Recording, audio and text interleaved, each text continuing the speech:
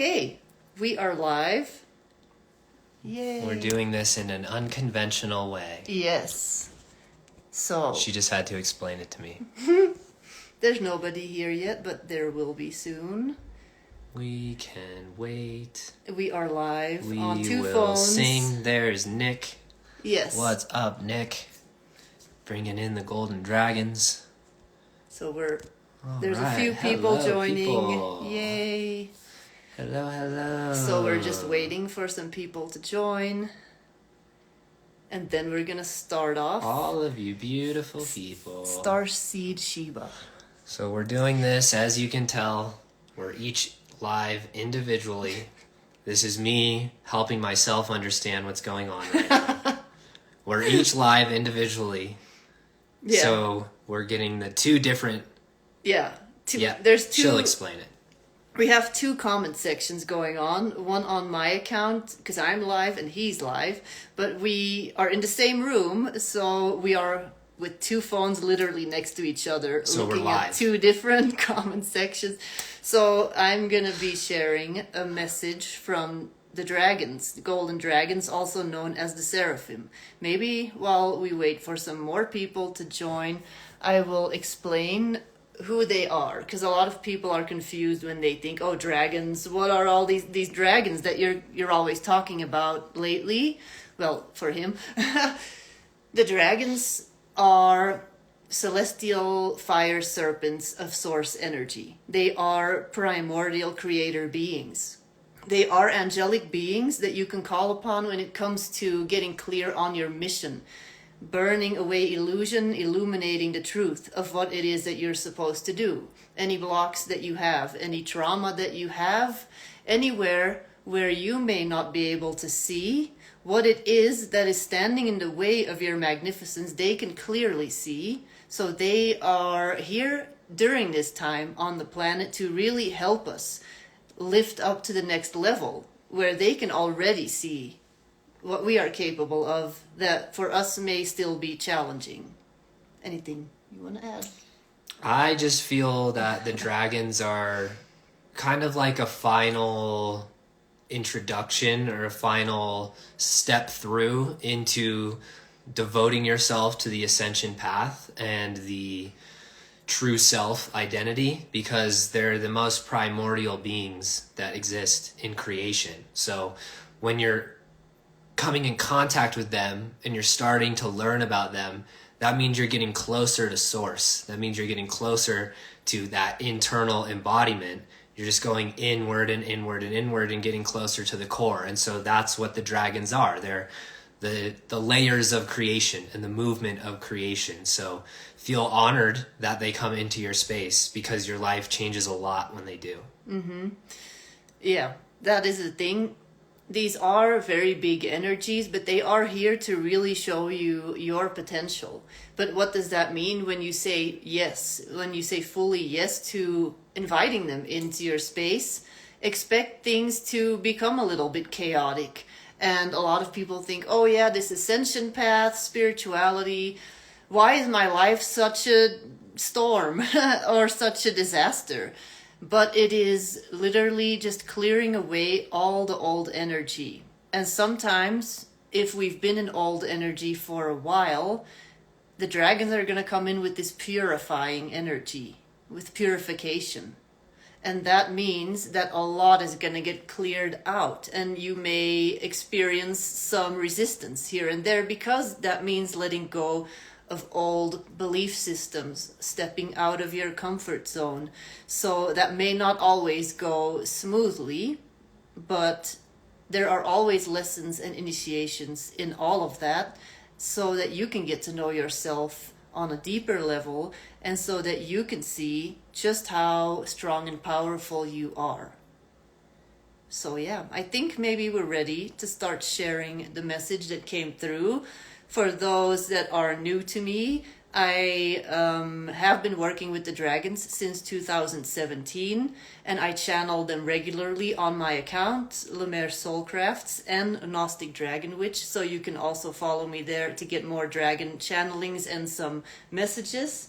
But this is what came through for specifically this period right now, that we are in. And if you are here watching this, or if you are here later watching the replay, then this message will come to you at exactly the right time. So listen to this message and you will automatically feel how this applies to you and to your life. So the title that they gave me this morning, and once again, these are the golden dragons, the Seraphim. They're basically the same thing.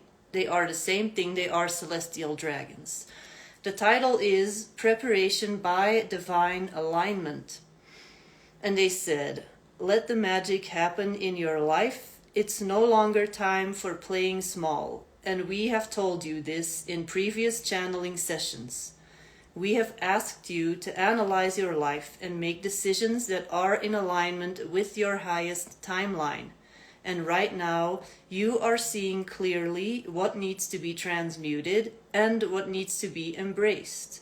For this will be the only way forward for you. If you are watching this, if you are listening to this message, know that you are loved and safe in these times of transition. We can almost hear you thinking right now. We can hear your thoughts, and they go like this. But what about Palestine? What about the elections? What about everything else outside of yourself? Can you control anything that is ever outside of yourself when everything starts within? Can you ever control your life to begin with? You can only ask continuously to be guided by your guidance system and your higher self, and ask to be shown your highest timeline, ask to be shown your divine purpose, and ask to be shown where to go day by day. Some of you are afraid, and this message is one that has been passed down for years. 2025, however, is the beginning of a new era, which will be completely solidified and anchored into the earth in 2027. Preparation by Divine Alignment is the title of this transmission. Only by preparing internally will you be able to actually influence your outer reality, and perhaps also those people outside of yourself who may be open to also aligning with their highest timeline, so that you may magnetize to you those people who are on the journey with you, and you may prepare together to align with your highest timeline. This is how soul families come together. This does not mean that this journey will be easy. You may be confronted with your own inner shadows. By making decisions in light and choosing to align yourself always with your highest timeline in the light of Mother, Father, God, you will effortlessly face these shadows and overcome them individually and with your soul family. This is why we are giving you this transmission in group and online, so that you may feel the connectivity of the soul family. You embrace your sacred knowledge and inner power by staying true to your intuition, even when you are faced with these obstacles. By constantly choosing divine alignment, clearing your chakra system by choosing divine alignment, clearing and renewing yourself constantly, and choosing divine alignment every day again, by grounding, connecting to the planet and to each other. This is how you prepare for the dawn of the new golden age. So that was their message that came through. Mm-hmm. And yeah, so let us know in the comments what that was like for you. If you joined halfway, then definitely go back to the replay to listen to the whole message. And definitely also feel free to write in the comments if you feel what this is about for you, if you know what this is about for you. I have been hearing from many people that they feel that their guides are really pushing them, and they're saying, hey, it's time. It is time for you now to actually step into this higher timeline, and that they feel kind of afraid. Like, how am I going to do this? This is very overwhelming. I'm kind of scared. But this is not going to cross your path if you are not ready right now in this moment. So you're watching this right now because you are ready in this moment to receive this message. Yep. And the highest path doesn't need to be known. You don't need to know what's going to happen. That's the beauty of this mystery. And so we always think that we need to know ahead of time and then figure out what to align ourselves to. But that's not the case. And that's how we overcomplicate our purpose and our mission, because it's just about vibrational alignment and choosing every day to devote yourself to the highest timeline, and then trusting that through your choices, it's unfolding. So really, again, bringing it down to simplicity and remembering that your purpose is your connection. It is your presence, and it is your ability to be in your emotional states and not be pulled in the tides, to be in tension and to be able to use that tension to expand your polarity field and create more awareness and more variety of experience. Mm-hmm. I think quite a few people have started commenting on yours. So if you have anything to share, feel free. Are there any questions yet? Not on mine. Okay. So timely. This is it. I feel pushed by my guides and I always need to know. Thank you for reminding me to trust. And people saying that was beautiful. Hello, soul family. Just a lot of people. I was born in the year of the dragon, and this was the year of the dragon. Yes. This is the year of the wood dragon too. So the wood dragon is all about connecting into the earth and connecting into the family tree, the soul, the dragon family tree lines. And so that's why all of these are coming together, because it's the tree of life made up by the dragons. Mm-hmm. And there are more and more people waking up to this dragon consciousness. People messaging both of us, I think, saying, hey, I'm seeing dragons in my meditation. What is all this dragon stuff? And I think previously, up until a few years ago in the spiritual community, people were not really used to dragon consciousness, or they did not connect it to angelic consciousness. And dragons and angels are essentially one and the same energy. They come from the same sort of angelic being. One of the first angelic beings that ever came out of Source was basically a dragon angel being. And I talk about this a little bit in my stories that I have and in my course. But from that, there was a more need for contrast. And that's where these energies kind of separating into more humanoid forms as we know them in the galaxy right now, and the dragon type forms. And then we can go on and on about negatively polarized, positively polarized beings, and how the reptilians came into existence. Those are all things that go way back to the beginning.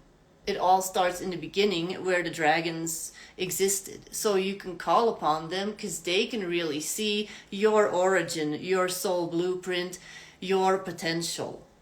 And in essence, the dragon energy is love. They are pure heart energy. Most people, when they first start connecting to the dragons, they're not going to see dragons. They're not going to say, oh, I saw this gigantic dragon. They're going to say, I felt this really strong energy in my heart and I could feel that it was a dragon. That's what a lot of people say. I was just looking at what Julia commented on how to deal with anxiety and depression. The same time you're trying to give the first step. I assume you mean take the first step or Yes. move closer into the dragons. The anxiety and the depression is the process. You have to go into it. There's not a reality where we get to connect with these things and just kind of push these things to the side or find a one-time quick solution.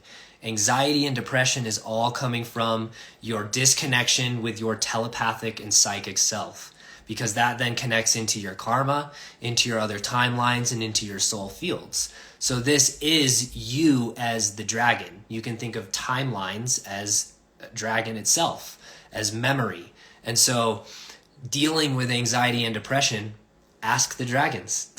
Ask them what the next step would be. Because a lot of the times this next step is very, very simple.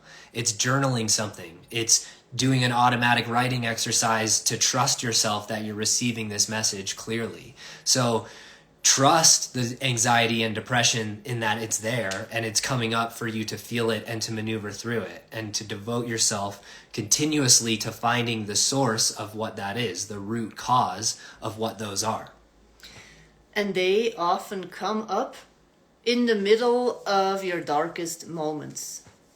Because for those that don't know me, my dragon guide first came to me when I was going through what was probably the worst time in my life, where I was afraid for my life. I went through a situation where I thought I may not make it out alive, and that's when they came to me. And I had post-traumatic stress. I had anxiety, insomnia, depression. And they came through and said, we are going to help you. And the only way to make it through those things is to really go through them. But they are going to make you feel that you are not alone, these dragon guides. And they will connect through your heart, and you will feel this aura of protection.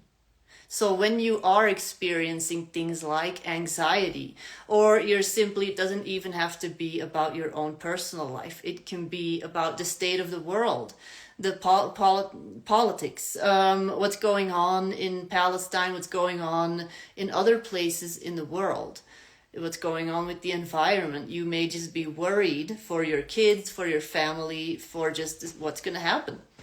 And that's why they are here. They are here to show us, yes, things look chaotic. Things look like they are exploding. But they are literally, that's how they always say it to me, burning away illusion to illuminate the truth of what is actually going on, and reprioritizing everything that's going on right now on the planet and in your own personal life. Let's see. We have some comments on both of our accounts. Creatrix says, your disconnection with your telepathic and psychic self, I've been realizing so much about this. That was about what you said.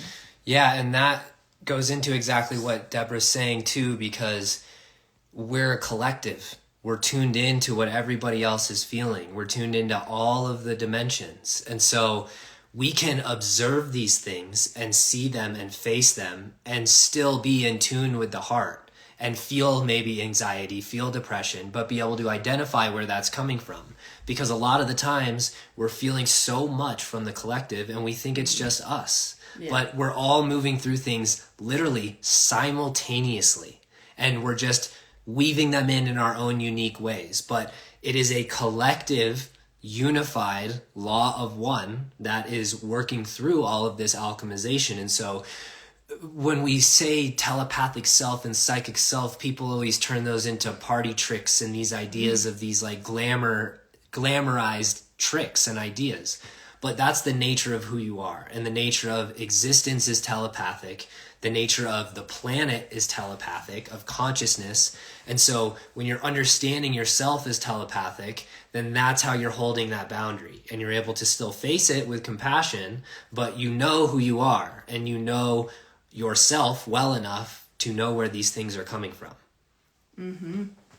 Starseed Sheba said, a few other things that help with depression is nervous system regulation and consciousness of your serotonin depletion, like TV and white light exposure. Exactly. The stress of the collective is so valid.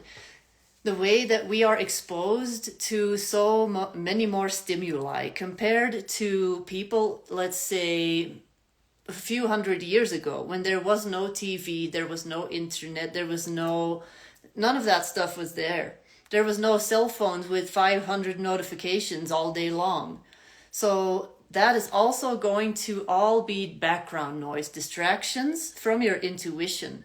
So when you know that you are sensitive, you are finding that your intuition is turning on, you are becoming more sensitive to noises, to lights, to all these stimuli, to all this stuff going on in the world.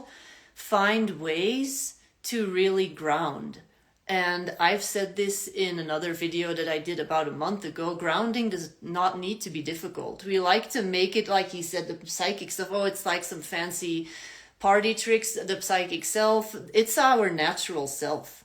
Grounding is a natural state of being that now we have to relearn because we are chronically ungrounded as a species because of all this background noise that's constantly going on. And yeah, you can do grounding meditations, you can do all this fancy grounding stuff. The easiest thing to do is to just go sit in the sun. Go sit in the sun. If you live in an apartment, sit on a balcony, sit in the sun. And don't do anything, have no expectations, but sitting and being present in the sun. That's an example.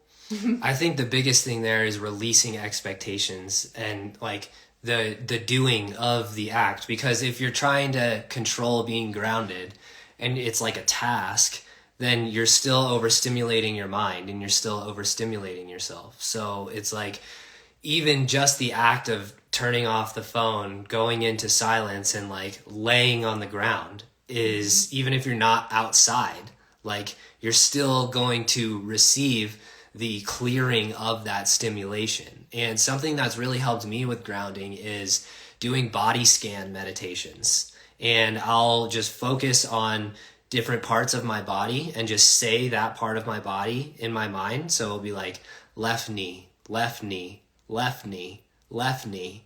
And until I feel my consciousness pushed into my left knee and present there, I won't stop saying it. And so you're grounding, you're actually pulling your consciousness into your body. And the more you do this every day, and the more you get specific with where you're pulling yourself into your body, then the more it's going to stay in there and it's going to lock in and it's going to bring these things out, such as anxiety, depression, rage, all of these things that are stuck in there to be released. And with the dragons, specifically the golden dragons, I really relate this to, again, the number 8. And the planet Uranus. And in astrology, Uranus is known as the super cosmic mind. It's the planet that speeds everything up. And it's in the location of the higher heart. So when Uranus is coming more into your field for this time frame, everything's going to be sped up. You're going to feel more catalyst. You're going to be facing a lot more anxiety, depression, lower vibrational emotions, because you're signaling to the universe that you're ready to face these. So it's going to come in and pull all of this stuff out. Mm-hmm. And that's why, personally, for me, I like combining working with this golden frequency of the Seraphim, golden dragons, with the violet flame. The violet flame is all about assisting you in your process of transformation, assisting you in transmuting anything that is no longer resonating with your highest timeline, like they just said in the message. And more than ever, I am seeing how people are ready to activate their inner violet flame. And this is basically a spiritual technology that you can activate within yourself. And you can do this by simply using your breath, by working with your breath and visualizing that you are igniting this violet flame within you and that you are asking for it to travel to wherever it needs to go, wherever your body may be holding on subconsciously. You can say this. I'm going to just say this right now. You could say something like, anywhere where I am subconsciously holding on to energy that is no longer in alignment with my highest timeline, violet flame, please clear, release, delete, and transmute this energy across all time, dimension, space, reality, across all lifetimes where my soul is existing, so that you're not only transmuting that for this experience, but for all the other experiences that your soul is connected to in the web of time. Basically. So that is a real easy exercise that you can do, or something that just sounds good to you that is similar. I love that. There's a major key here too. I'm really glad you brought up violet flame, because we're working with a trinity of planets with the way that we're structuring this through the 8. So with 8, we have gold in the center, which is Uranus, and then it splits off to Saturn, which is a violet flame. And then on the other side, it splits off to Neptune, which is a silver flame. So these three colors, violet, gold, and silver, are a bridge to this accelerated supracosmic mind. And you can think of 8 as the center point for the entire space-time matrix. And when you move into violet, into Saturn, that's moving you into a space-time tunage. So you're going deep into the unconscious of the body, deep into all of the karma that's stuck in these hidden layers of the body itself. And you can associate the violet flame with the amygdala and the amethyst. And so the amygdala is a quantum field of time. It holds our memory. It holds our ability to see into the future. So then you swing over to Neptune, and Neptune is tuning you into a higher dimension of time-space rather than space-time. And Neptune is the silver ray. And so you can think of Neptune as the water. We have Uranus as the ice planet and Neptune as the water. So Uranus is the crystallized memory that you hold in your higher heart chakra throughout all of your different incarnations. And when you're then weaving this trinity in, you're moving yourself into this accelerated pace to tune in to Neptune's wave field, which is the center point for music. It is the center point for frequency. So you have 8 splitting into Saturn, which would be particle, and then you have 8 splitting into Neptune, which would be wave. So we have a trinity component here that is bringing all of you and all of us up into the upper room, is what the guides call it from Paul Selig. This is the monadic self, and this exists all within your solar plexus chakra. Yes, that was very good and really insightful.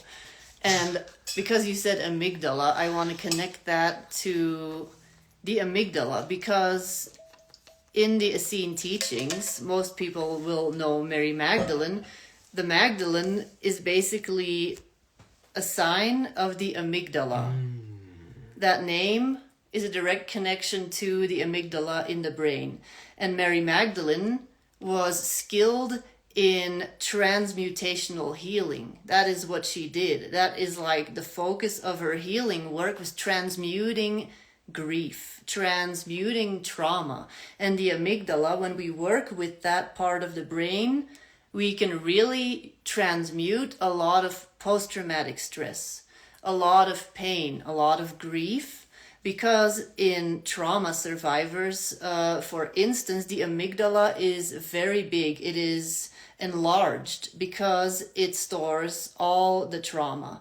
And that's why in a lot of trauma survivors, you will see stuff like delayed healing or memory loss that is then coming back once the amygdala starts shrinking again and starts becoming its normal size again, because the body has not been in prolonged stress anymore and it actually calms down again. This can be 5 years, this can be 10 years, it can be 20 years, and suddenly all this stuff gets released from the amygdala. All this stuff comes out. And that is where Mary Magdalene, that's one of the meanings of her name, is from the amygdala. Wow. Yes. And basically you can call upon Mary Magdalene as an ascended master mentor to work with you in trauma healing, to assist you. And the Christ members of the Christ family are all very connected to this dragon consciousness to begin with. They all have connections to these angelic beings that are here to really dive deep into the trauma, because a lot of people, they kind of have an aversion of anything to do with Jesus, anything to do with Christ, when in reality they were master alchemists working with the violet flame, working with these seraphim dragons, working with deep transmutational healing. And that is why as ascended masters they have come back to really assist you, to assist us in this big shift that we are going through as a collective right now. I suggest that maybe we read some comments, because I think you've been getting some comments and I've been getting some comments. Joe says, I've banned myself from looking at TikTok after 8 p.m. because I can't sleep due to the alarmist nature of the app and posts. Definitely. That's a part of self-care. That is how you take care of yourself, by really valuing your time, valuing your space, and having a time every day for yourself where you are just replenishing your energy. No matter what that looks like for you, you have to do something that really works for you. And it's going to be different for everybody. Mm-hmm. This adds into this other comment, but someone is saying, is it possible through this energy to find ourselves hard to focus? I have problems with words, thoughts, even sometimes I can hear other people's thoughts clearly. Somehow I feel it's a part of dragon energy. It is 100% part of dragon energy because you're moving into a heightened state of awareness. And so we can't hold these expectations that we're going to feel a certain type of way every single day when we move into this space, because if we project that, if we would be in tune with our highest path, if we're perfectly healthy, then we're going to be feeling this way, doing this, doing it this way. But that's not true. You're still going to have many days of feeling unfocused. I'm having it right now. I had to close my eyes before we jumped on this live because there's energy moving through my body. It's all stuck in my eyes right now. And so it's like, that is part of the practice, and it's about softening into that and just allowing it to be, and then utilizing the dragon energy to help with that, because that's all coming up for a reason. It's coming up for you to feel it. Sometimes you don't have to investigate and go fully to the source of it, but a lot of times that really helps. And what I was going to say, which clicks into this question, is around the amygdala as well. It's known as this fear center. That's what we know it as. It's the center for fear, but it's because it's the center for memory. So when we hold trauma and we hold karma in our bodies, in our soul field, we're holding memory of fear. And so like she says, it swells up. It gets inflamed with fear. So then because we haven't dealt with what's in the past, then all we're doing is projecting into the future based off of our wounds from the past. So we think it's just like this fear center that's trying to warn us about different potentials and different things, but really it's our quantum access to our individual ability to like move through time. And the amygdala, again, it's amethyst, so it's violet, and so you can call on a violet dragon. Every single color exists as a dragon. Every single number exists as a dragon. And so you can ask the violet or the amethyst dragon to come in and help you. And what really the amygdala is as well is it's a triple component. It sits in the middle of our forehead and our brain, but it comes down and it actually expands out to the side of our ears. So this is then connected into the heart, because hearing is the heart. So if you're hearing other people's thoughts and it's overstimulating you, or you're feeling overstimulated just from hearing your own thoughts, it's because there's inflammation. And that doesn't mean that you have to control the situation and find out all these solutions, but inflammation means that something's clearing. You have the ability to see it, to feel it, and to let it move through because your body's finally ready. So pain, inflammation, manifestation of physical symptoms, all of this stuff is about energetic imbalance. And so it comes up and we try and control it, or we're trying to think about it and preemptively control it, when we actually need some of this stuff to come up in order for it to move through. So this is the trust in the dragon energy. Trust that you can move through what your body needs to go through and come out on the other side, because you know how to ground for you, because you know how to be compassionate and to keep tuning in to being in your heart and just continual devotion. And I can't say this enough. So many people think these things happen overnight, that you change states so immediately, or so you shift so much so quickly, and it's a life change. We're in a life movement. It's not just about like the next diet or losing weight or fixing a mental illness. It's about anchoring into your highest vibrational timeline. Mm-hmm. And sometimes, because there's so much going on, it means we actually have to slow it down a lot. Because we try to control. It's like they said in the message. All this stuff is going on, and you feel like you feel this electricity almost. It's almost like electricity and all these things coming through. And because it can be a lot, because you are going through these shifts, a lot of stuff is changing. A lot of stuff is changing for everybody, I feel. And the most important thing that you can do, because then you feel this pressure of, this means I need to have the answers. This means I need to have control. I need to know, where is this going to go? What do I do with all this information? If it is so much information and you try to integrate all of it right at once, and oh my God, what am I going to do? There's this coming through. There's this coming through. I need to understand this. I need to have the solution for this. I need to know what I'm going to be doing next week. What is my job supposed to be? Where am I supposed to live? What am I going to eat tomorrow? Like all these questions. And when all of this stuff is too much, then what you should do is say, okay, I need to now stop and be in a space where time does not exist. Because you are trying to be in the future.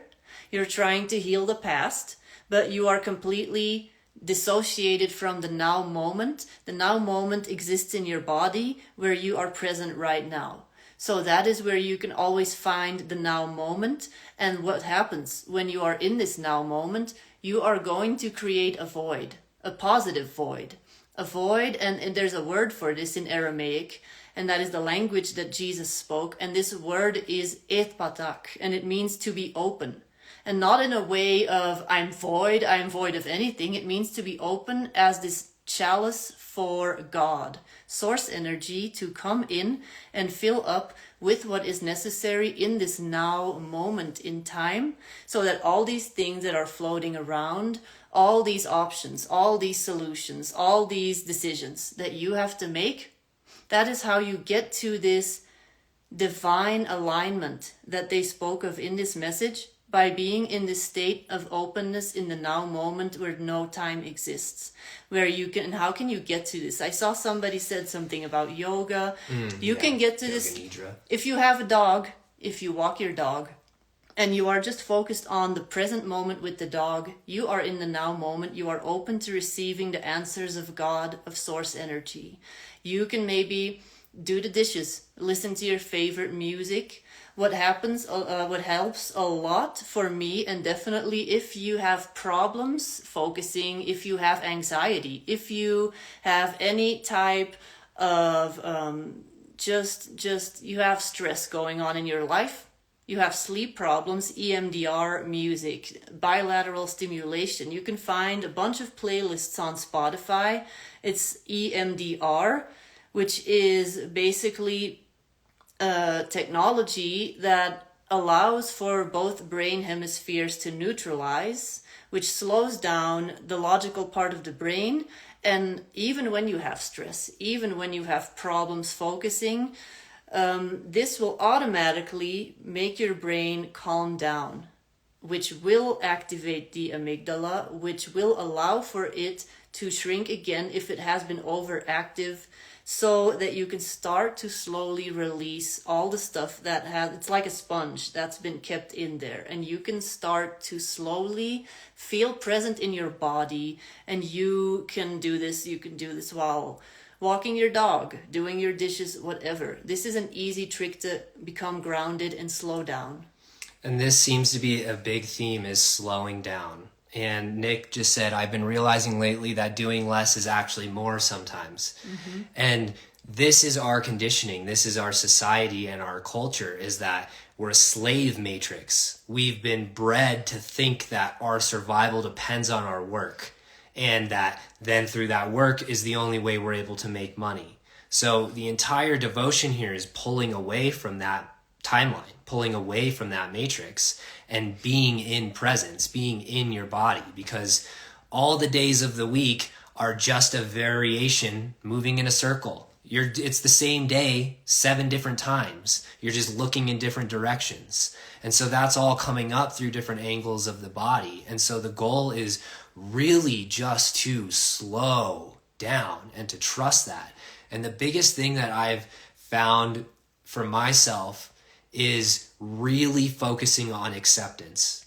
Like acceptance in every moment. If things are happening to me and I'm holding on to thoughts and trying to control stuff, it's because I'm not accepting it. I'm not accepting that this is happening now and it's okay. And then once you actually say, I accept this is happening now and I allow this to move through, you'll feel the release of tension. You'll feel everything dissipate. And then you'll feel clearer in your intuition, because we're always trying to mentally think about what we need to do. But even with karma and healing karma, because forgiveness is the only key that heals karma. It's the only thing that will allow you to fully release karmic loads. But you can't forgive something if you still haven't accepted it.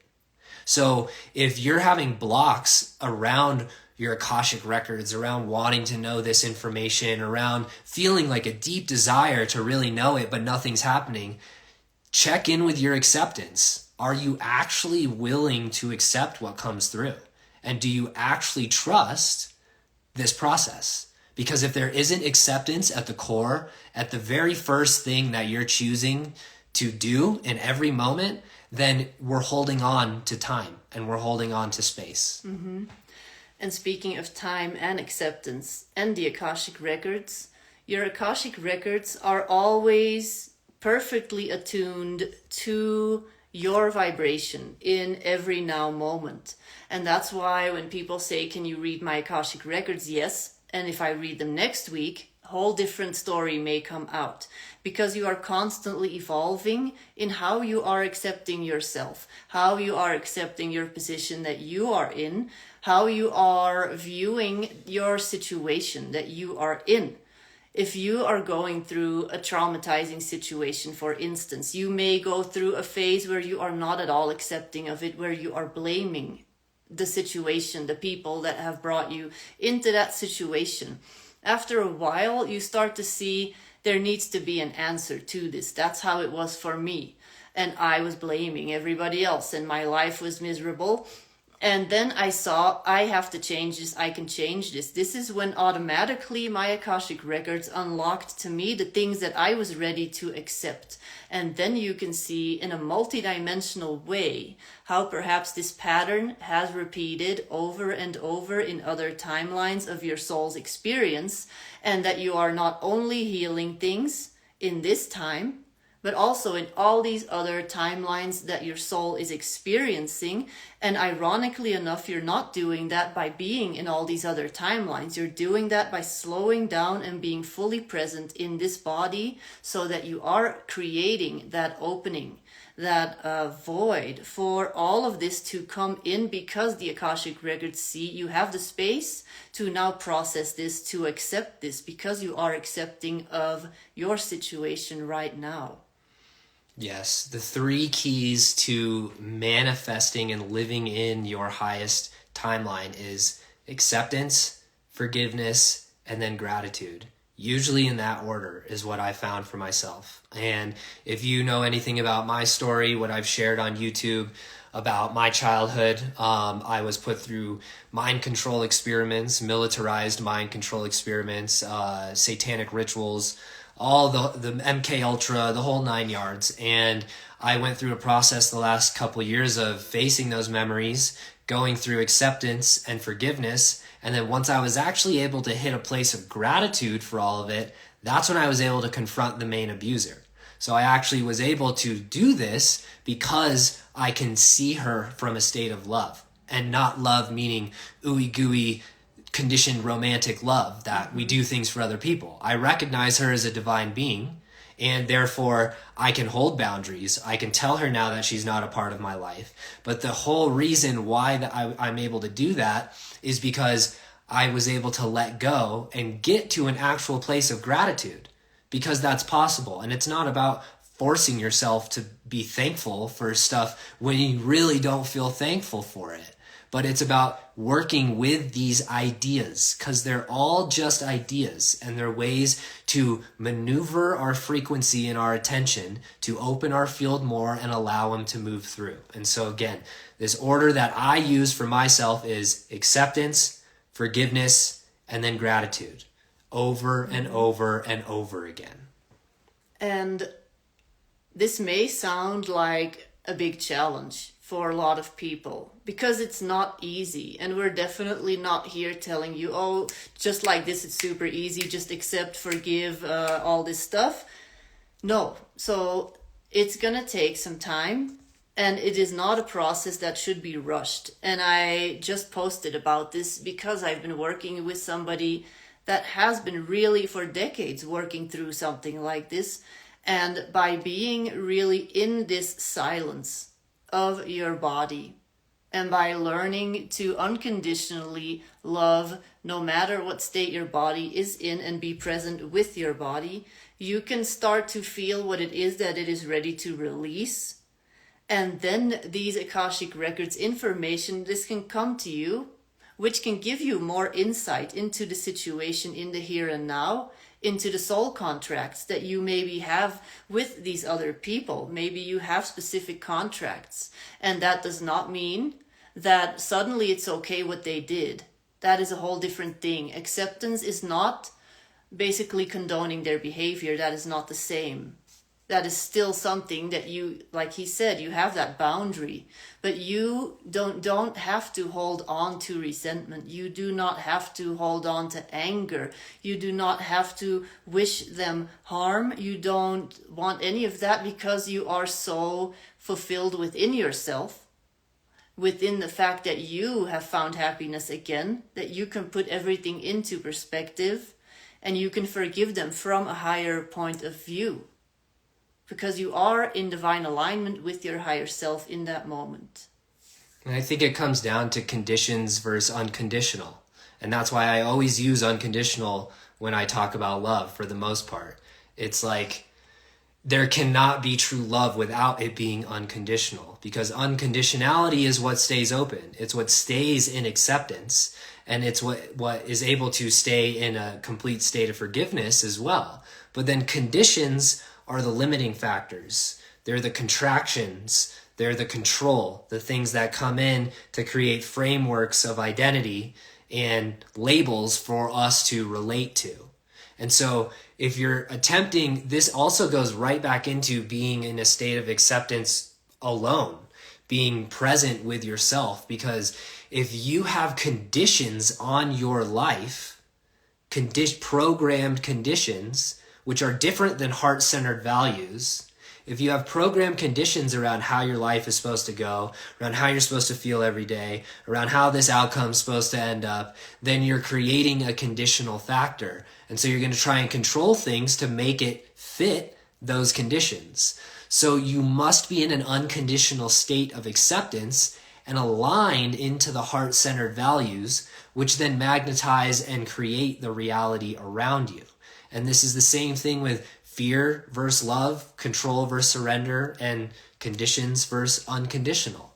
If you want to break things down into simplistic terms for you to understand this stuff every day, use this. Journal about this stuff every morning, about your acceptance, about your willingness to see things and to view them from a state of recognizing the divine presence within them. Because there cannot be a moment that is void of divine presence. Mm-hmm. I want to go to what this person asked real quick about cities, because they said, I want to ask about localized energy fields, cities, or areas to avoid geographically with low frequency or high frequency areas. I just have a quick one. I feel like you have something to say on this. It's really unique to you. Completely unique to you. Your body will let you know where you go, where you need to go, where you don't need to go. And sometimes you're going to be guided to go into a low frequency area to uplift it, to bring it up, to feel that match that you have somewhere within your energy fields so you can move through it and bring more light to that actual area. So the answer for me is always the same with questions like this. It's like, depends. Is my intuition telling me to go, or is it not? And that's really the process that I go through. And if it is, then it's surrender into the unknown. And if it's not, then I trust it and I move along. There's a lot of different reasons why you can feel like you need to avoid certain areas, or the opposite, that you are very drawn to certain areas. I've traveled quite a lot. I've lived in other countries and traveled for a couple of years. And and we also talked about this in the podcast that we did together, where we talked about how more and more people that are intuitively tuned in are feeling that they need to go to certain places. And this is going to be because they are tuning into this no time zone where they can already sense their highest timeline, which is going to be in that other location, perhaps, where perhaps other people are also tuning in to the same frequency, where new soul families are going to find each other, where new golden age communities are eventually going to start to like come out of the woodwork. You're going to start to see like-minded people coming together in areas, but the opposite too.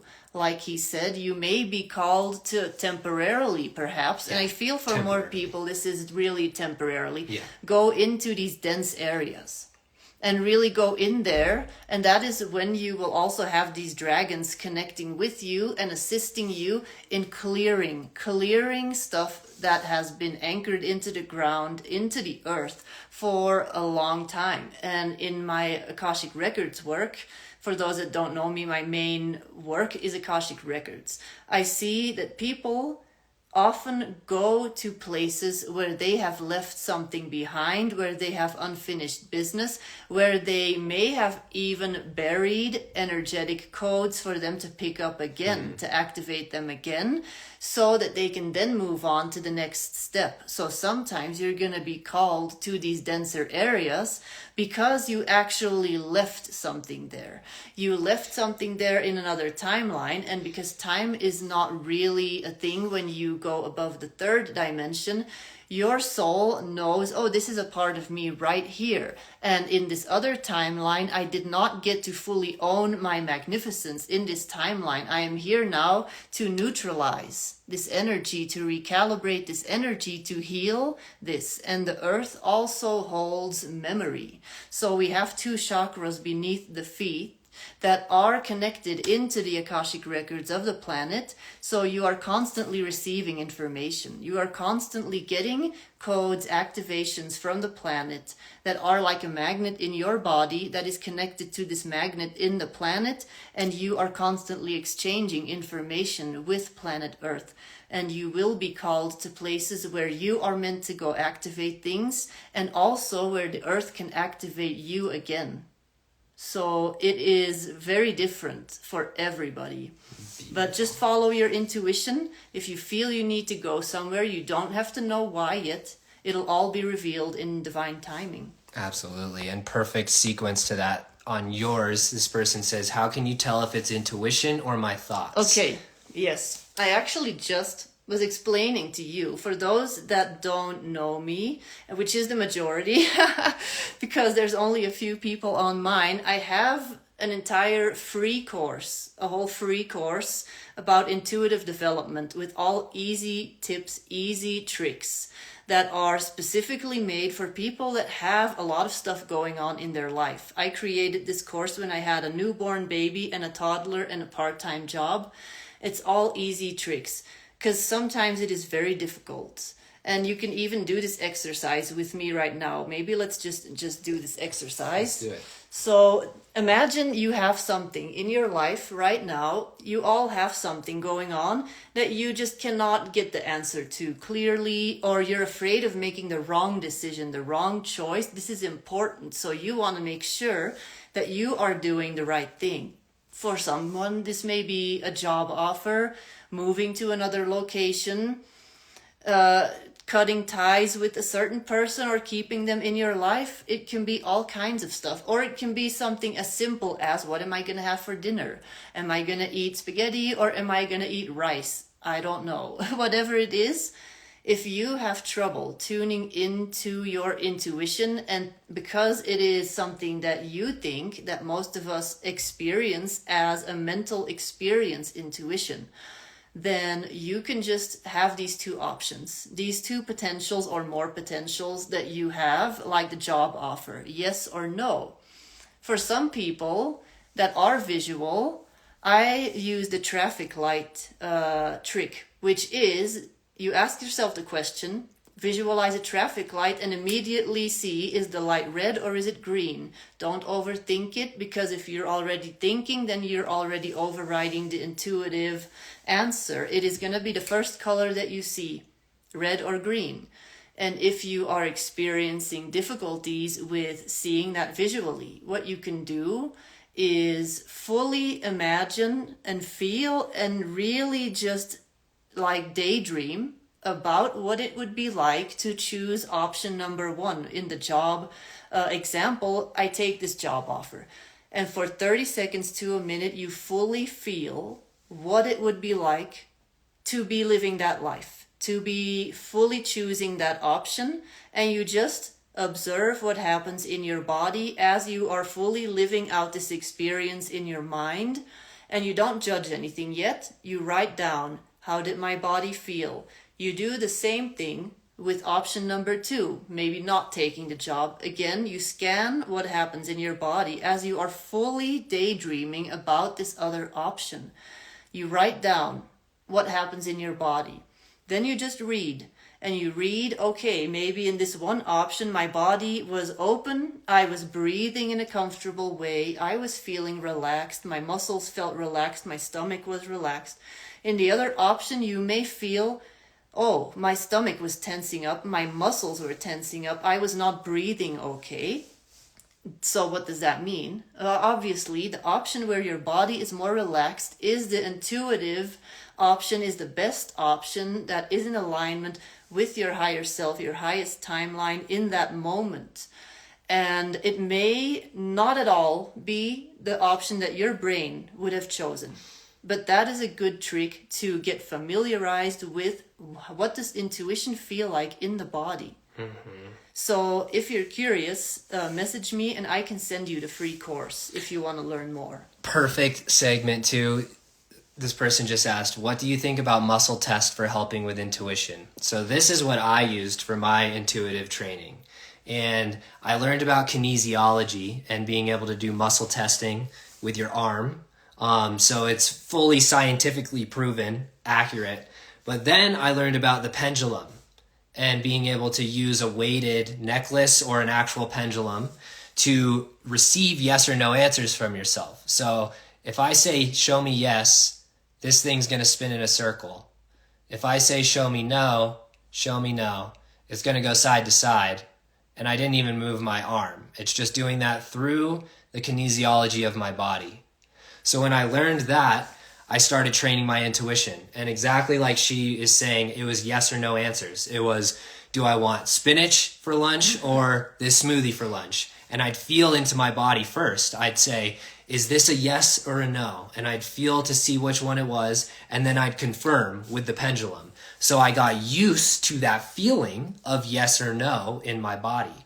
And then eventually, I don't need it. I don't need the pendulum anymore because I'm just so aligned with the intuition that it's just a flow of momentum and a flow of choice because I'm surrendered into trust. And so again, same thing.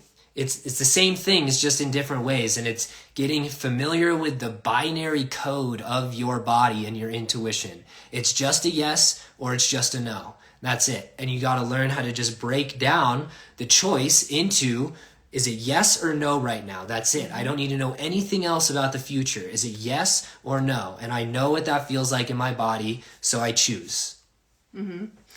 And a lot of people also ask, because this connects perfectly into discernment on the spiritual journey. A lot of people will ask him, how do you know these things about these people that you make the videos about? How do you feel that so clearly about these people? When you are drawing the intuition into the body, then there is no doubt. When your intuition is not just existing in your auric field, but it's embodied in your physical cells, you will never doubt. You will never doubt because you will feel it and you cannot deny it. You cannot deny it because your mind cannot access that depth of intuition in the body. The mind will always be the weaker voice.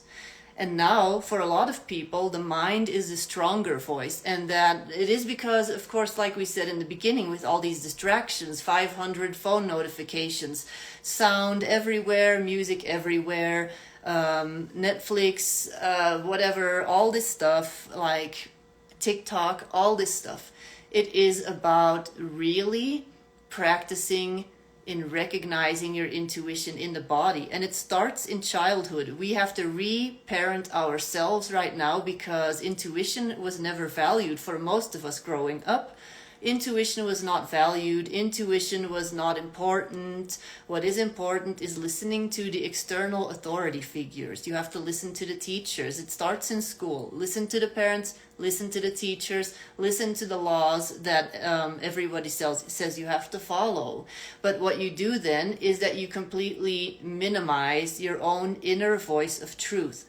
So that is where it begins. You have to constantly gaslight yourself, and that is what you're doing. You are gaslighting yourself your whole life long, and then you have to undo the programming of a society that chronically just does not value intuitive abilities. But now, because we are in this collective ascension, this intuition is becoming stronger and stronger and can no longer be avoided or ignored. Yeah. Beautifully said.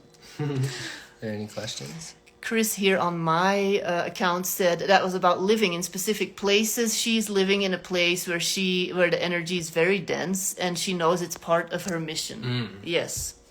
And she knows that she works with the dragons too, so she knows that is big work, a big part of her work. Ryan, what is your pendant for? My pendant is a pine cone, and it has the Star of David on it. Mm-hmm. So it's connecting me into the father tree, the wood dragon tree. Interesting. How does one know when we are getting a message from your intuition or the mind? I think we just we're gonna have you reference the video after this because we just spent like 15 minutes talking about this. Yes. But we gave specific training exercises, and so you'll be able to watch that in the video. But short version: tune into yes and no in your body. Learn how to be in trust and surrender and trust yourself. Mm-hmm. What are some signs that you are on the right path? Does it come down to being in service to others? So service is misconstrued. It's like we take this idea of philanthropy and of nonprofits and of helping people and all of these things, and we then immediately think like, well, if I'm not doing something like that, then how am I serving anyone? And so service is the vibration you hold. Every single person is serving the world through their vibration. So through the vibration they're either choosing service to self, neutral / unpolarized, or service to others. So this whole video process is about anchoring into that service to others timeline and trusting, again, that you don't necessarily know what that looks like every day. You don't know how it's going to end up, but you know that to get there, you have to be in the present moment. And if you're devoting your life to being in service to others and authentically accepting and bringing unconditional love into your life, then you're golden. That's all you got to do. Mm-hmm. And sometimes, well, most of the time, because we were all raised with this idea of you have to have your life all figured out by the time you're 18. You have to know what you're going to do. You have to know what job you want. You have to know what you're going to be studying. You have to know everything. You have to have everything figured out. So you have these expectations, like he already mentioned earlier on this call. We have these expectations for ourselves of what we think is a good life, of what we think is being a good person, of what we think is appropriate behavior. But sometimes that is not doing your soul a service. That is doing your soul a big disservice, And some of the choices that you are being made to ask may seem very illogical. Some of these choices may not make sense in the moment, but when you are constantly asking source energy, Mother, Father, God, whatever you want to call it, Creator, you say, show me what is in the highest alignment with my soul mission right now. If you say that every day, you will automatically feel this pull to where exactly it is that you need to go. And the more that you align your free will with divine will, and it may not make sense, the more that you say, I am open. Again, for those that have now only joined, Jesus used the word in Aramaic, ethpathak, which means I am open. I am the vessel for your divine will. And the plan that you may have may be a good plan, but God will have a plan that is so much more magnificent that you may not even be able to imagine right now. So all you can do is be in this moment, ask every day to be shown how to get closer and to align your free will with the divine will so that you can truly be in service of source energy and be in service of what your soul mission is. And that is truly being in service of other people. And if, for instance, you're like, okay, so what would that look like if I say I'm in service of myself? It would be not living up to your soul's highest potential and not choosing to align it with the mission of God or source energy is how I see it. Yeah, absolutely. And the distinction between free and divine will is perfect to understand the intuition and what we're going through, because free will is the state of realizing you don't need to make choices that are aligned with your heart, that you can just make choices from the mind. Divine will is our inherent birthplace. That is intuition. Divine will is your intuition. And so as a collective, throughout all these time cycles, we've been pushed and pushed and pushed up into our mind. And so we make choices based off of the programming that's in our mind. That's our free will function. God says, you can do what you want. You guys are in this, you're choosing.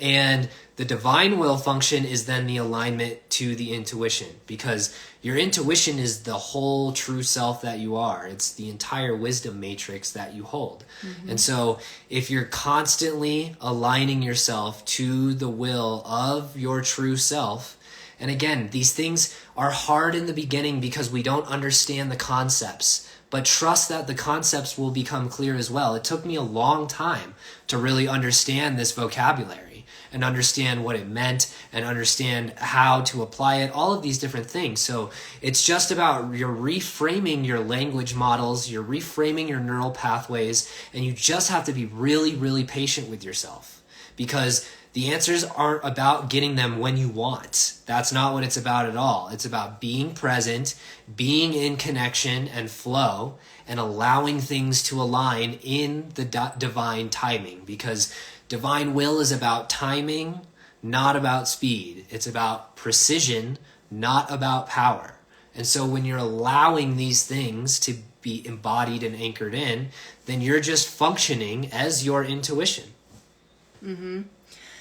And a big part of this journey here is to release. It is not necessarily, because that is a thing that a lot of spiritual people think. We're all spiritual people, but I mean people that are on an active journey of remembering their spirituality. They think, oh, we have to gather all these puzzle pieces. We have to learn all this stuff. We have to do all this spiritual stuff to be so spiritual, because we're not spiritual enough if we are not doing this Reiki, if we're not doing these readings, if we're not doing these retreats, if we're not doing this yoga stuff, if we're not meditating every day, we are not spiritual enough in the eyes of God. So they are adding more and more and more labels, more things, more certificates, more stuff on top of their identity, which only creates more pressure, which only takes you more out of your body, more in your mind, scattered all over the place.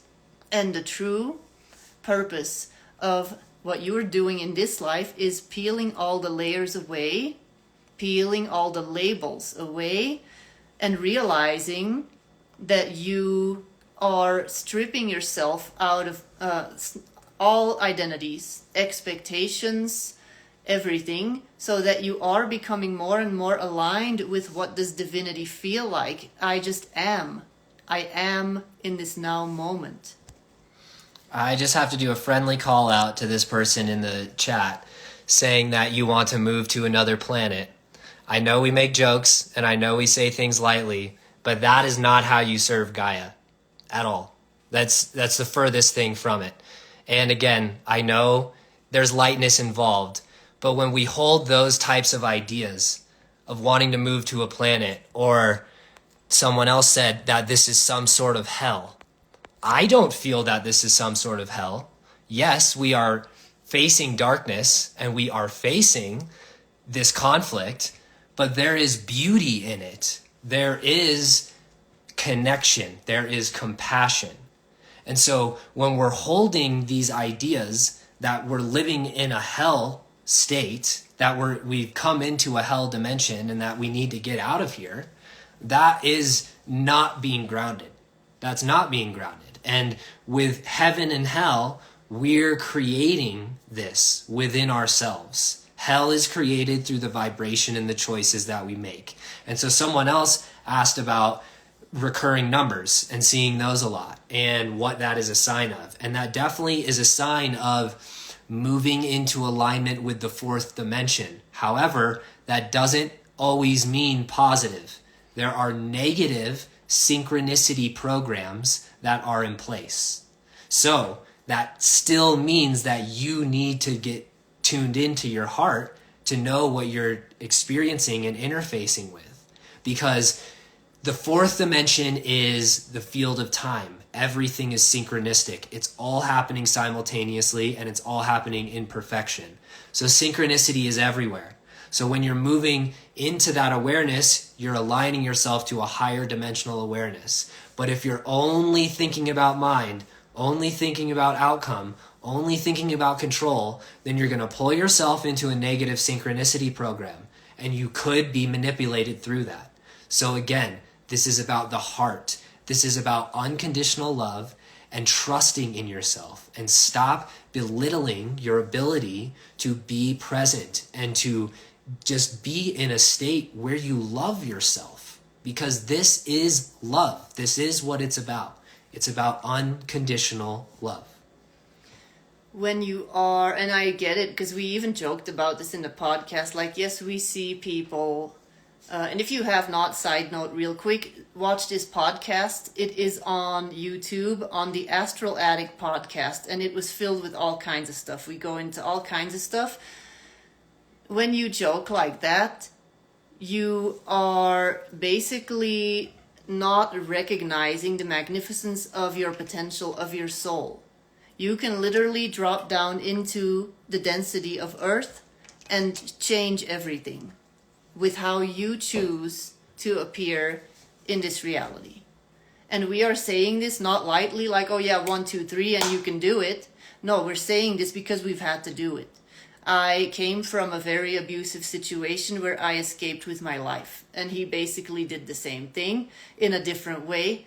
And we are not saying it's easy. I've definitely had my moments where I was like, can I just go to Sirius? Come pick me up. Yes, that's nice, but that is not why I'm here. Then all the hard work will have been for nothing. All of the insights will have been for nothing. I am here now. And that is because I am choosing every day to align my free will with the will of God, Mother, Father, God, Source, Consciousness. And I'm choosing to fully be here, to fully be in this body, to fully accept what has happened to me, to fully forgive everybody that has ever done anything to me. And Jesus said, forgive them, for they do not know what they are doing. Literally, that is what he meant. He said, forgive them, because they do not have the awareness. Please let us help them.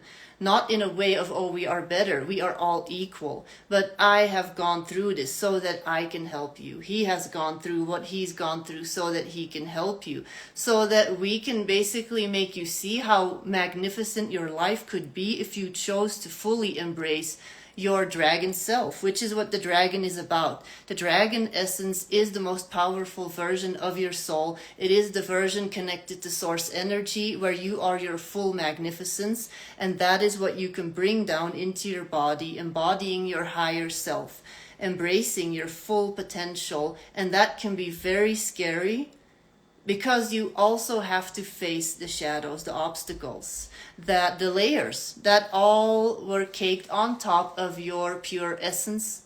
And that's why the dragons are all about purifying. They are all about showing you how amazing life can be, which does not mean let's do some spiritual bypassing and pretend like there's not wars going on. It means going into the darkness, seeing what this is, talking about it. It doesn't mean we're going to pretend it's not going on.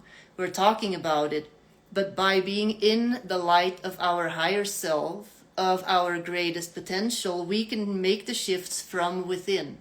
That's exactly like what the channeled message said. It all starts from within, from being present, from being here.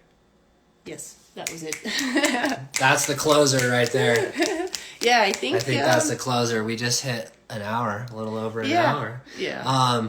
But so you guys are gonna keep asking questions. We're gonna do a lot more about dragons and stuff. Reference about the good and bad dragons. Reference our video that we did called the Dragon Codex, part 1, 2, and 3. Yes. Which we're gonna start. This was kind of an extension of that, but we're gonna start doing that more, and we're gonna be offering dragon courses and different things like that soon. So just use your intuition and trust it, and move through the other videos, because we talk about this stuff a lot. Yes. And do we want to give them like a word to use to connect with the dragons? For now, they can just call, if you want to start experimenting with this, just focus on the word Seraph, which is burning one in Hebrew. Seraph means burning one in Hebrew, which is the word for the Seraphim. And burning means like literally with God's light. That is what that is. Yep. So yeah. Seraph. I'm putting the spelling in the comments right now. Yes. Seraph. And if you are in the meantime curious about the dragons, I have a free YouTube playlist. It's on my YouTube. It's called Dragon Lessons. We have the video that's pinned in your YouTube. It is, yeah, Dragon to the top, Codex. very top.